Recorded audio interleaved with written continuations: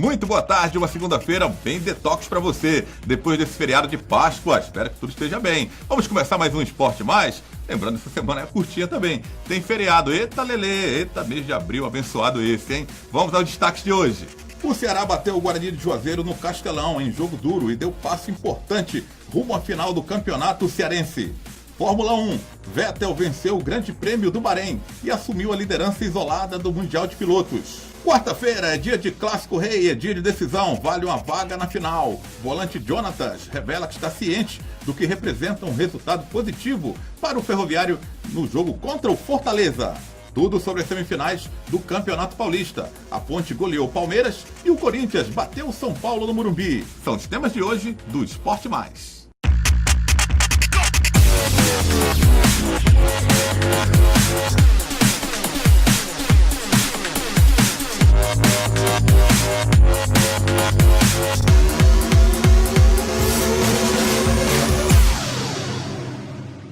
E vamos começar a semana falando de Campeonato Paulista, as semifinais. A Ponte Preta goleou o Palmeiras e o Corinthians passou pelo São Paulo no Morumbi. A Ponte Preta foi arrasadora e precisou de apenas 33 minutos para superar o Palmeiras. Com 1 minuto de jogo, no primeiro ataque da Macaca, Fernando Praz fez 2 belas defesas. Mas na terceira tentativa em chute de Jefferson, Potker desviou no meio do caminho e abriu o placar. 1-0 Ponte Preta.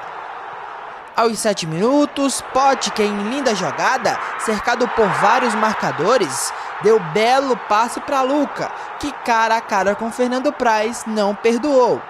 2-0 Macaca. O terceiro gol do time de Campinas veio aos 33 minutos. Cleison, livre de marcação, achou Jefferson na direita. Na viagem da bola até o lateral, Zé Roberto tropeçou e caiu no gramado. Jefferson dominou e tirou Fernando Praz da jogada, fechando o placar. 3 Ponte Preta, 0 Palmeiras. Agora o Verdão terá que golear a Macaca para chegar à final do Campeonato Paulista. No Morumbi, após bela assistência do meia Rodriguinho, Jô recebeu entre os zagueiros, levou a melhor e cara a cara com Renan Ribeiro não perdoou. 1-0 Timão. O segundo gol corintiano foi marcado por Rodriguinho. Após passe de Guilherme Arana, ele ganhou de Jusilei, deu um corte em Maicon e chutou de fora da área. 2-0 Corinthians, que pode perder até por um gol de diferença que chegará à final do Paulistão. Quem tem joga. Comigo aqui o comentarista Danilo Queiroz, pra gente falar dessas semifinais do Campeonato Paulista. Danilão, surpreendeu essa goleada da Ponte no primeiro jogo? Não, acho que foi surpresa, de certa forma, 3-0. Mas se a gente olhar para o que a Ponte Preta vinha jogando, até se esperava que seria um adversário duro. Só, Adriano, que o que a gente já falou, a questão do Palmeiras, do investimento, do que a equipe não está jogando um pouco bem. mais, né? Se espera um pouco mais. Se esperava um pouco mais. Mas o Palmeiras perdeu por 3-0 e não mostrou nem força de reação, né? Enquanto a Ponte marcou seu primeiro gol, marcou seu segundo gol, e aí se esperava que o Palmeiras fosse reagir, isso não aconteceu. A Ponte acabou ampliando 3-0.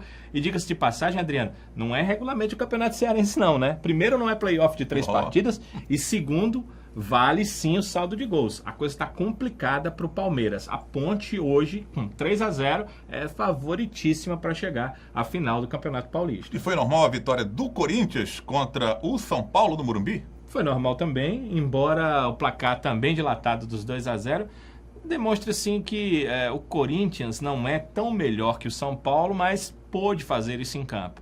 Vencer a partida, fazer 2 gols, abrir uma boa vantagem e vai jogar em seus domínios. Se bem que Morumbi ou Arena do Corinthians ou onde quer que pudesse ser esse jogo, são 2 times da capital acostumados a jogar nesses estádios e que eu acho que não vão sofrer tanto não. Mas a missão do São Paulo é meio que ingrata, né? Ter que devolver pelo menos um 2-0 ao Corinthians não vai ser fácil. Não seria fácil nem se fosse no Morumbi, não será fácil na casa do adversário. Tem muita gente apostando, Danilo, em Ponte Preta e Corinthians decidindo aí esse Campeonato Paulista. Essa final já rolou algumas vezes e o Corinthians já bateu a Ponte Preta por 2 vezes. Ponte Preta, que é uma das equipes mais antigas do futebol brasileiro, perde apenas para um time lá do Rio Grande do Sul, Rio Branco, mas não conquistou nenhum título. A sala de troféus da Ponte Preta dizem que é vazia. Não, tá cheia de vices. Tem vários vices. Tem taça tem também. Várias outras taças, né? Mas não tem taça de campeão. Poderia ser a primeira da Ponte. Primeiro, apostar nisso é muito fácil. 3-0 e 2-0, né? Você faz sua aposta sem nenhum tipo de problema. Mas o futebol dá essas guinadas, essas mudanças que podem acontecer. Tá muito mais difícil para o Palmeiras, mas é uma equipe forte e que tem o poderio financeiro, que tem o poderio técnico de uma grande equipe, de um grande time. Vai ser a hora do seu treinador demonstrar que tem a condição de, sei lá, mexer nos brios da equipe, mexer talvez taticamente, vai precisar fazer isso para tentar surpreender a Ponte Preta e pelo menos levar esse jogo para a decisão de pênaltis, aí vencendo por 3-0. Em relação a São Paulo e Corinthians, parece uma questão mais próxima, mas como o Corinthians joga em casa, a gente já falou, é uma situação muito complicada. Eu, claro, hoje, se tivesse fichas, apostaria num Corinthians e Ponte Preta. E aí a Ponte, quem sabe, finalmente pode devolver ao Corinthians aquele resultado lá atrás, você lembra, né, Adriano? 2 vezes 77, 81. Mas principalmente o de 77, porque o Corinthians estava tanto tempo sem ganhar um título, a Ponte estava tão perto do seu título, quem sabe em 2017 a Ponte não devolve isso para o Corinthians. Quase 40 anos depois, né? Exatamente 40 anos depois, né? Para ser mais exato. Fórmula 1 e no Grande Prêmio do Bahrein deu Sebastian Vettel. Sebastian Vettel aproveitou todas as oportunidades que teve. Não deu chance para Lewis Hamilton e venceu o GP do Bahrein, a terceira corrida da temporada 2017 da Fórmula 1. A prova, realizada neste domingo de Páscoa, começou melhor para o alemão desde a largada, quando ultrapassou o britânico da Mercedes para assumir a segunda colocação. Depois, adotando uma estratégia inteligente e contando com a punição do tricampeão, Vettel rumou tranquilo para a segunda vitória no ano, se isolando na liderança do Mundial de Pilotos. Após pagar a penalização, Lewis Hamilton bem que tentou ir à caça do rival, mas o melhor que conseguiu foi o segundo lugar, com o companheiro Valtteri Bottas em terceiro. Felipe Massa, que largou em oitavo, até chegou a ser o quarto colocado, mas terminou a prova na sexta colocação. Fórmula 1 também com Danilo Queiroz. E faz uma análise aí dessa prova, o Grande Prêmio do Bahrein, Danilo. Olha, os entendidos de Fórmula 1, ou aqueles apaixonados por Fórmula 1, diriam que corrida, que corrida, que corrida. Foi uma grande corrida. Para quem vai assistir só para ver brasileiro, não teve muita graça, né? O Felipe Massa até largou bem, foram 2 relargadas. Ele largou bem no início, depois houve um carro de segurança, teve que largar novamente. Nas 2 ele fez ultrapassagens, mas o carro da Williams não é um carro confiável para terminar entre os primeiros colocados. Ele ficou na 6ª colocação, a melhor colocação que ele poderia, na verdade, seria a 7ª. Há 3 equipes melhores que ele, então os 6 primeiros deveriam ser de outras equipes, mas como o Verstappen teve um problema nos freios do seu carro, ele acabou terminando em 6º, ou seja, ele foi o melhor da Série B da Fórmula 1, vamos dizer, da segunda parte das equipes da Fórmula 1. Mas a briga lá na frente foi intensa, principalmente entre Lewis Hamilton e o Vettel, que acabou ganhando a prova, e o Hamilton acabou tendo uma punição de 5 segundos, ele meio que freou, atrapalhando um dos colegas, o Daniel Ricciardo da Red Bull, na hora de entrar nos boxes, porque, Adriana, na Fórmula 1 só tem boxe para cada equipe né? Então, na hora que parou lá para o carro de segurança, todo mundo foi para os boxes trocar o pneu. O que é que o Hamilton fez? Ele estava bem atrás do companheiro dele, do Bottas. Ele freou para que o Bottas parasse, ele tivesse um tempinho de ir lá e fazer sua troca. Quem estava atrás se prejudicou. E a direção de prova viu isso, puniu. Isso também complicou a prova do Hamilton, mas o Vettel fez uma prova espetacular. A Ferrari, me parece, está trabalhando em igualdade de condições esse ano com a equipe Mercedes e acredito que vai ser uma disputa intensa. Para você ter uma ideia, 3 provas, Adriano. Vettel ganhou, Hamilton ganhou a segunda prova, Vettel ganhou a terceira prova. E sempre quando Hamilton venceu, Vettel foi segundo, quer dizer, na segunda prova isso aconteceu. E quando Vettel venceu na primeira e nessa terceira prova, Hamilton foi segundo. Temos uma F1 polarizada entre Ferrari e Mercedes e polarizada entre Vettel e Hamilton. Imagine só 7 títulos que estão aí à mesa. Vettel tetracampeão mundial, Hamilton tricampeão mundial, são 7 títulos, um com 4, outro com 3, disputando mais um título. É sensacional para quem é realmente amante da Fórmula 1. Já estou aí empolgado, esperando a 4ª corrida. Olha, essa sua análise especificamente do brasileiro Felipe Massa me deixou assim um pouco preocupado. Será que não vai passar disso? Será 6º lugar, o máximo que o piloto brasileiro poderá conseguir nessa temporada? Não, não vai, não deve passar. Porque além da situação hoje, que é a 4ª equipe da temporada, a Williams não costuma desenvolver muito bem os seus carros. Ela tem dificuldade, porque para desenvolvimento de um carro que foi feito, um novo chassi, ele precisa-se de muito dinheiro, precisa-se de um bom túnel de vento, precisa-se de grandes engenheiros. A Williams tem, digamos assim, engenheiros regulares, tem um túnel de vento regular, tem desenvolvimento também regular. Então ela consegue melhorar o seu carro numa proporção menor do que as outras equipes que já estão à frente dela. Então a tendência é que seja daí para pior, infelizmente. Normalmente, quando chega no final da temporada, a Force India, que é uma 5ª, 6ª equipe, ela se aproxima da Williams. A Williams não consegue fazer isso. Infelizmente, é isso que o torcedor pode querer e pode esperar dos resultados do Felipe Massa. Nem dá para dizer, porque o Felipe Massa não é o Ayrton Senna, porque o Felipe Massa não consegue vencer, porque ele não está lá na frente. Ele hoje não tem, Adriano, equipamento para isso, infelizmente. Não é dada a condição a ele, né? Não é dada. Tá certo, então. Vamos dar uma parada primeira no Esporte Mais. Ainda tem Fortaleza e Ferroviário, a preparação para o Clássico das Cores. Tem também a decisão entre Ceará e Guarani de Juazeiro.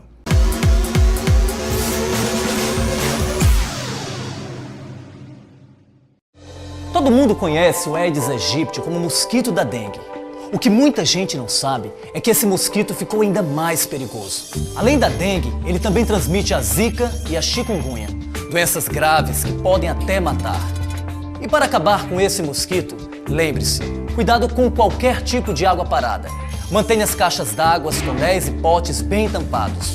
Coloque o lixo em sacos plásticos e mantenha a lixeira bem fechada. Guarde garrafas e vasilhas sempre de cabeça para baixo. E encha com areia os pratinhos ou vasos de planta. Você deve estar achando que eu sou um pesquisador ou especialista no assunto, não é? Não, eu não sou. É porque quando é a vida da nossa família que está em jogo, todo mundo precisa ser um especialista no assunto.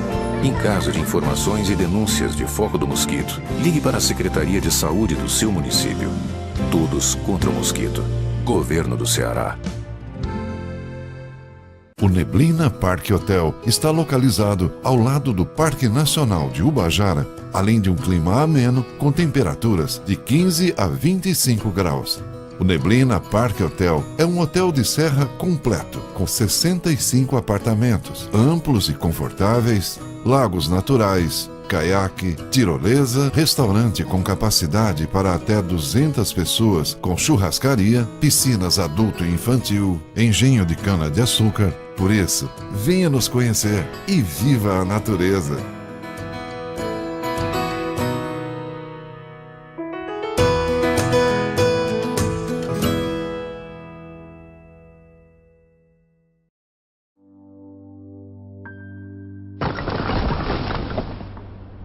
O futuro que espera as crianças que trabalham é o do subemprego e da insegurança.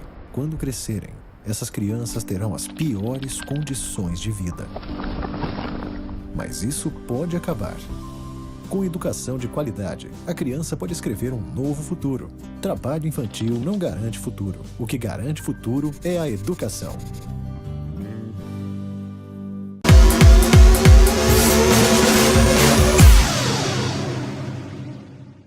Quarta-feira é dia de Clássico das Cores. Saberemos quem será o finalista, Fortaleza ou Ferroviário. O volante Jonatas, do Ferroviário, diz que está ciente da responsabilidade de levar o Ferroviário a uma final de campeonato depois de 19 anos. Na reta final de preparação para o jogo da quarta-feira, às 9h45 da noite, contra o Fortaleza na Arena Castelão, o Ferroviário segue treinando firme no estádio Elzir Cabral. Um dos destaques da equipe coral, o volante Jonatas, deixa claro que mesmo com a vantagem do empate, o Ferroviário não entrará em campo com o regulamento debaixo do braço. Com certeza. A gente sabe da vantagem do empate, sabe da grandeza do Fortaleza também. Vamos nos manter humildes, mas vamos em busca da vitória. para ter mais uma tranquilidade maior para a final. Há uma vitória de conseguir retornar a uma final de campeonato cearense após 18 anos. O jogador sabe da grande responsabilidade que a equipe tem diante do tricolor nesta quarta-feira. Claro, a gente sabe da importância do jogo, sabe que todos nós abraçamos a causa do Ferroviário, muitos anos sem chegar a uma final de campeonato, chegar a uma decisão, e a gente está trabalhando forte para que a gente possa dar essa alegria não só ao Ferroviário, mas a todos os torcedores. Com Gustavo ainda se recuperando de lesão, a única dúvida é na lateral direita da equipe do Ferroviário. Batata foi suspenso pelo Tribunal de Justiça Desportiva e está fora do jogo contra o Leão do Pici. Com isso, caso Gustavo não tenha condições de jogo, o Ferroviário irá a campo com Mauro, Moisés Lucas, Túlio, Erandi e G. Anderson, Jonatas, Glauber, Carlos Alberto e Mota. O ataque do Peixe deverá ser formado por Vitinho e Maxwell. É a responsabilidade, Danilo, do Ferroviário de chegar a uma final depois de 19 anos, né? O volante Jonas disse que está ciente dessa responsabilidade, né? Mas não deixa de ser uma responsabilidade daquelas mesmo seríssima, federal. Eu acho que ele está ciente porque tem o efeito diretoria, torcida. Há pessoas que interagem com o jogador, com a comissão e que passam essa situação. Também tem a questão histórica, né? Se sabe que o Ferroviário sempre foi um time que historicamente deu problemas para Ceará e Fortaleza. E nos últimos anos ele não tinha feito isso. Ele tinha tido seus próprios problemas para resolver. Acabou descendo para uma segunda divisão, subiu, teve méritos para isso, porque foi terceiro colocado no campeonato. Fez do time de última hora, né? Mas subiu de última hora porque outras equipes deixaram, o mérito maior não tinha sido dele, né? Outras equipes deixaram que o Ferroviário acabasse com essa vaga, Adriano. Mas tudo isso é colocado na mesa quando se chega bem pertinho de uma final. O que é colocado na mesa? Não é que o Ferroviário foi para a segunda divisão, não é que ele fez um time de última hora, não é nada disso. É que o Ferroviário já chegou a N finais, é que depois de Ceará e Fortaleza ele é o maior vencedor de campeonatos cearenses, é que a equipe, como você disse, está há quase 2 décadas sem chegar a uma final de campeonato, diante de todo esse histórico do Ferroviário. Se olharmos todos os tempos do campeonato cearense, fica naquela meio que obrigação da equipe voltar a ser forte, a ser grande, a disputar esse campeonato cearense. E jogadores como o Jonas, apesar de ser jovem, apesar de não ter vivido essa época histórica, eles recebem tudo isso. Tomara que isso chegue de forma positiva, como os jogadores do Ferroviário estão demonstrando. Não como peso, pelas palavras. Né? Exato, porque se chegar como peso, se chegar como uma obrigação, se chegar como algo que eu tenho que carregar nos meus ombros, isso pode pesar negativamente durante a partida. Então, se for um efeito positivo de eu represento uma equipe que pode e que já chegou lá, é algo que dá força para que o cara consiga fazer. Se for aquele de, eu tenho a obrigação de voltar o Ferroviário aos seus velhos tempos, aí o peso passa a ser negativo. Nós vamos entender nessa partida qual vai ser o peso nos ombros dos atletas corais. E olha, problemas no Ferroviário para o técnico Vladimir de Jesus, que vem treinando a equipe para esse jogo contra o Fortaleza com 3 zagueiros. Lateral direito Gustavo está voltando do departamento médico, está na transição. E o outro lateral que o Ferroviário tem é o Batata, que está suspenso pelo Tribunal de Justiça Desportiva. O time vem treinando com 3 zagueiros. Essa é a melhor opção, Danilo? Talvez seja, e a gente tem que confiar muito no Vladimir, né? O analista, ele tem que ser inteligente para dizer o que vê e o que sabe. Mas tem algumas coisas dentro do elenco, principalmente jogadores que pouco atuam, que a gente não pode falar deles. Eu não posso dizer, por exemplo, Adriano, se tem um jogador na base do Ferroviário que poderia substituir na lateral direita. Não tem esse conhecimento.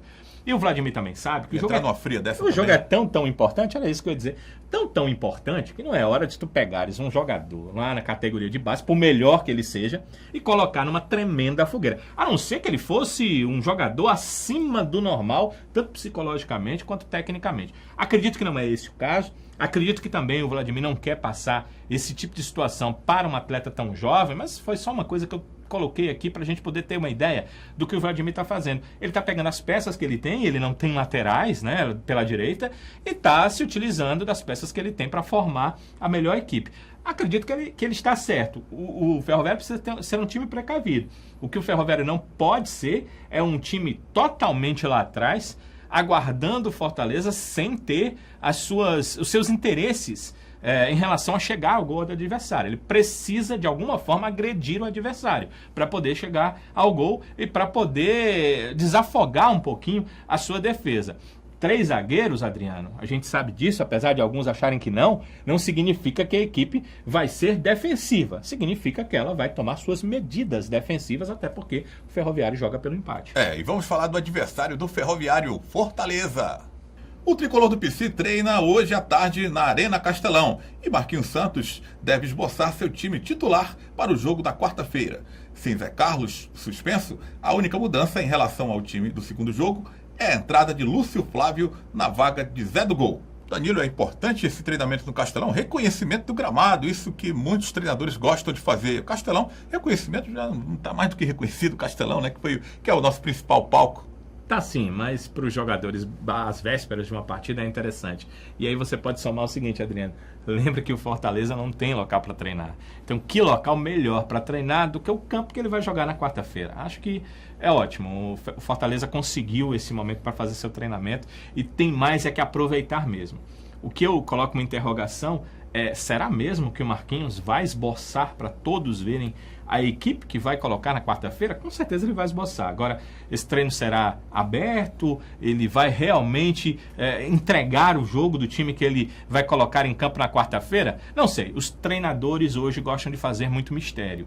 Numa questão de Fortaleza e Ferroviário, que já disputaram 2 partidas, que já mostraram suas qualidades e também seus defeitos, eu entendo que não tinha nenhuma necessidade de se esconder o jogo. Mas, conhecendo como são os treinadores, sobretudo aqui no futebol brasileiro, acho que o Marquinhos vai dar um jeitinho, sei lá, de fazer umas alterações no treino, de mudar, de mexer na equipe, de deixar o time sem a certeza para o Vladimir de Jesus de que equipe que ele vai colocar em campo diante do Ferroviário. Agora, parece que não tem mistério, né? Na vaga do Zé Carlos, que está suspenso, deve mesmo Lúcio Flávio. São jogadores ali da mesma posição. Eu vou ser muito sincero no que eu penso. Acho que até aí está tudo ok. Só faria uma alteração porque eu vi o primeiro jogo e vi a dificuldade que o Fortaleza teve no segundo jogo. Eu não colocaria o Everton para jogar na lateral esquerda. Ainda acho que o Fortaleza não pode depender só de um jogador, como nós já conversamos sobre isso, Adriano. Mas penso também que o Fortaleza poderia, já que tem um jogador tecnicamente melhor hoje no seu elenco, de armação de jogadas de ultrapassagem, de receber aquela bola no 2-1 em condição de penetração, de chute, de arremate a gol. O Everton tem tudo isso. Começou a fazer isso na primeira partida quando se contundiu.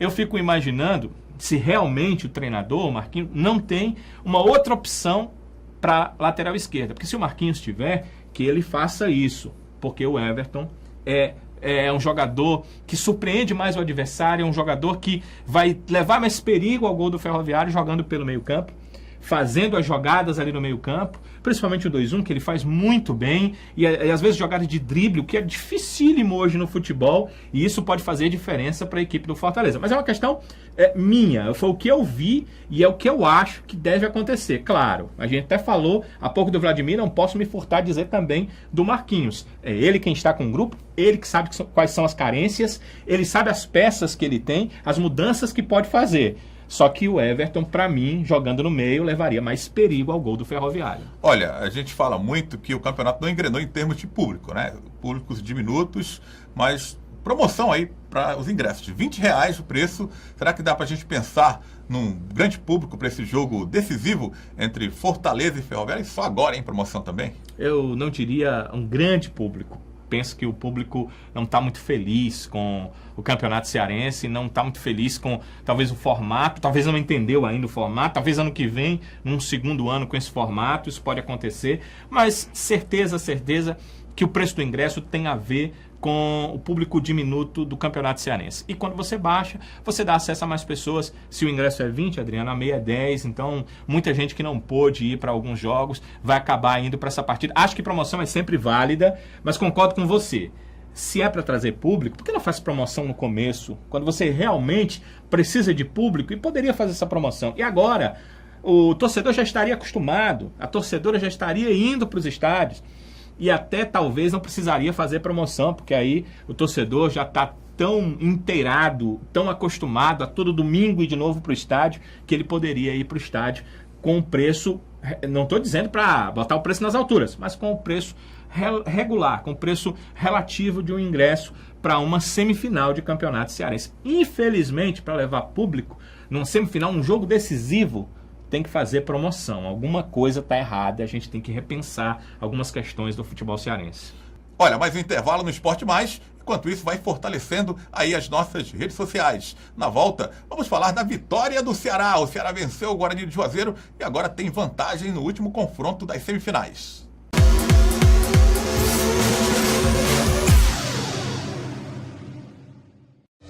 Todo mundo conhece o Aedes aegypti como mosquito da dengue. O que muita gente não sabe é que esse mosquito ficou ainda mais perigoso. Além da dengue, ele também transmite a zika e a chikungunya, doenças graves que podem até matar. E para acabar com esse mosquito, lembre-se, cuidado com qualquer tipo de água parada. Mantenha as caixas d'água, tonéis e potes bem tampados. Coloque o lixo em sacos plásticos e mantenha a lixeira bem fechada. Guarde garrafas e vasilhas sempre de cabeça para baixo. E encha com areia os pratinhos ou vasos de planta. Você deve estar achando que eu sou um pesquisador ou especialista no assunto, não é? Não, eu não sou. É porque quando é a vida da nossa família que está em jogo, todo mundo precisa ser um especialista no assunto. Em caso de informações e denúncias de foco do mosquito, ligue para a Secretaria de Saúde do seu município. Todos contra o mosquito. Governo do Ceará. O Neblina Parque Hotel está localizado ao lado do Parque Nacional de Ubajara, além de um clima ameno com temperaturas de 15 a 25 graus. O Neblina Parque Hotel é um hotel de serra completo, com 65 apartamentos, amplos e confortáveis, lagos naturais, caiaque, tirolesa, restaurante com capacidade para até 200 pessoas, com churrascaria, piscinas adulto e infantil, engenho de cana-de-açúcar. Por isso, venha nos conhecer e viva a natureza.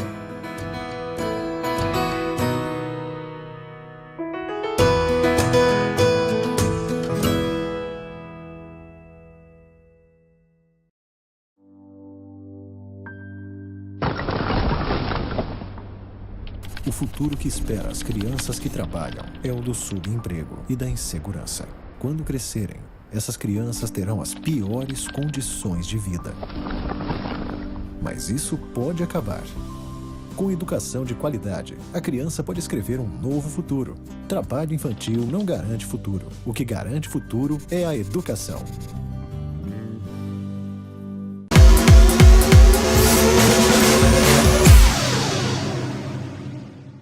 Ceará e Guarani de Juazeiro deu vozão no segundo confronto das semifinais. No Castelão, a Lívia Rocha foi conferir de perto. O jogo não foi fácil. O Guarani bem encaixado na defesa e o Ceará sempre em busca do ataque. E quem levou a melhor nesse embate? O ataque alvinegro. Lele e Magno Alves marcaram os gols que deram a vitória do Ceará diante do Guarani de Juazeiro, neste domingo na Arena Castelão. E o Ceará já mostrava que iria em busca da vitória no início do jogo. Logo aos 4 minutos, Magno Alves fez a primeira finalização do alvinegro, mas o chute saiu longe do gol. Pelo lado direito, as investidas aconteciam com Max Biancucci, que teve uma grande oportunidade de abrir o placar. O atacante driblou Zé Aquiraz, mas na hora do chute, a bola saiu por cima do gol. Nos contra-ataques, o Guarani tentava chegar à meta alvinegra. Aos 12 minutos, Ítalo recebeu, cabeceou, mas a bola ficou fácil para o goleiro Everson. Entrando pela primeira vez como titular em uma partida este ano pelo Ceará, Ricardinho viu o espaço e arriscou, mas pegou mal na bola e o chute passou longe do goleiro Léo. E o vovô seguia chegando ao ataque. Vitor Rangel lançou para Jackson Calcaia, que perdeu a chance de abrir o marcador, errou na hora do cabeceio. Na sequência, Max mandou um belo chute, mas o goleiro Léo conseguiu fazer uma ótima defesa. Mas a melhor chance do primeiro tempo aconteceu com Vitor Rangel. Magno Alves recebeu na área e mandou uma bomba. Léo defendeu. No rebote, Vitor Rangel livre tentou um voleio, mas colocou por cima do gol. Fim de papo no primeiro tempo. Para o segundo tempo, o vovô foi com mudança. Lele entrou na vaga de Vitor Rangel. Mas quem teve a primeira chance do alvinegro foi Biancucci. O jogador arriscou de longe e o goleiro do Guarani fez excelente defesa. Porém, aos 11 minutos, o Leão do Mercado quase marca. Thalisson chutou cruzado e a bola passou pertinho do goleiro Everson. Após a parada técnica, as equipes seguiam fazendo um jogo interessante de se ver. Aos 25 minutos, Honda chegou dentro da área e na finalização, Everson conseguiu mais uma excelente defesa para o Vovô. Mas lembra da substituição do Ceará? Pois é, Lelê, o atacante que já não marcava há um bom tempo pelo Vovô, balançou as redes para o alvinegro. Ele recebeu de Magno Alves dentro da área e mandou um chute no cantinho, sem chances para o goleiro Léo. 1-0 Vovô. E foi só questão de tempo para o Ceará ampliar o marcador. Magno Alves recebeu o passe de Raul, chutou e balançou as redes pela segunda vez para o Ceará.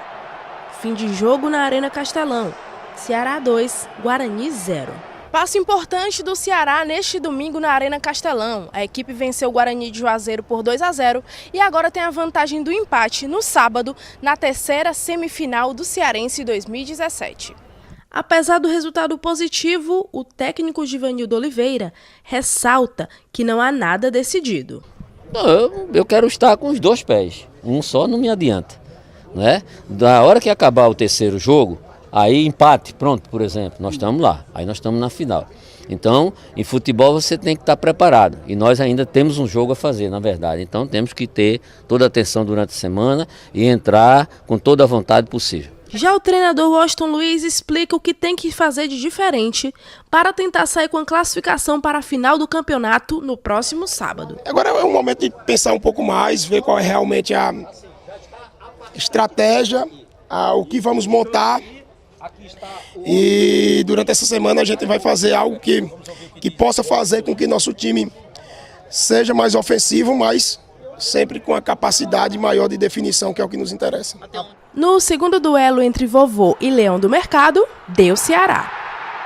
Deu Ceará, Danilo, no segundo jogo das semifinais, empate lá no Romeirão. Agora o primeiro jogo no Castelão, da disputa, deu Vozão 2-0. Acho que é o que se esperava. Acredito que se esperava que o Ceará pudesse vencer. O primeiro jogo foi fora, foi em Juazeiro do Norte. Acho que era grande chance da equipe do Guarani de Juazeiro e que o Guarani acabou desperdiçando. O gramado lá já não é bom, a gente já tinha falado sobre isso e ainda choveu naquele dia. Acredito que atrapalhou muito o Guarani de Juazeiro. Claro, atrapalharam-se as duas equipes com o gramado, mas o Guarani jogava em casa, sabia que precisava fazer o resultado e talvez tenha sido o maior prejudicado. Mostrou também, Adriano, o Guarani, que jogando num campo bom, seu futebol flui.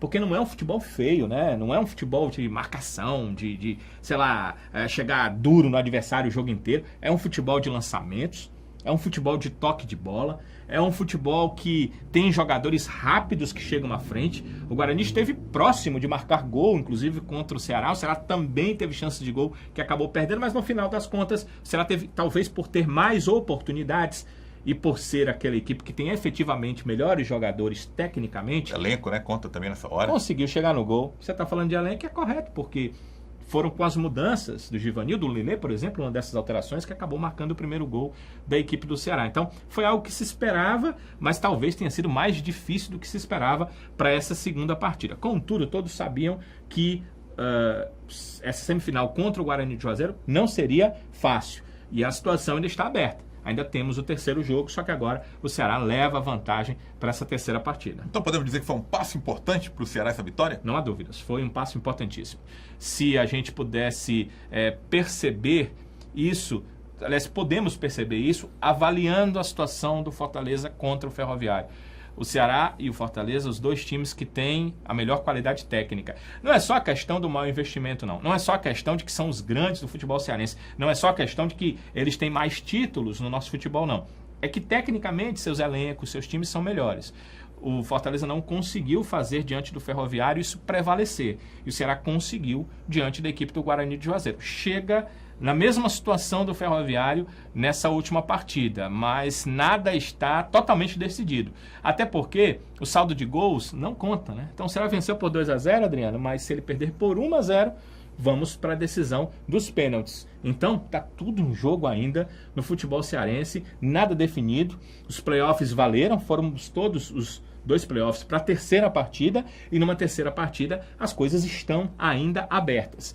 Parece o Ceará, na minha impressão, estar mais próximo da final até do que o Ferroviário, porque ele joga contra uma equipe que a qualidade técnica é inferior à dele, enquanto o Ferroviário joga contra uma equipe que tem qualidade técnica superior à que o Ferroviário tem hoje. Olha, e o Ricardinho, hein? Sempre aquela expectativa, aquela esperança do torcedor de que ele vá bem. Ele entrou no começo da partida e agradou. Foi bem o Ricardinho no jogo? Não foi ainda o Ricardinho que se espera o torcedor para fazer a grande diferença, mas foi melhor que o Felipe Menezes, que vinha jogando naquela posição, naquele setor, fazendo aquela função.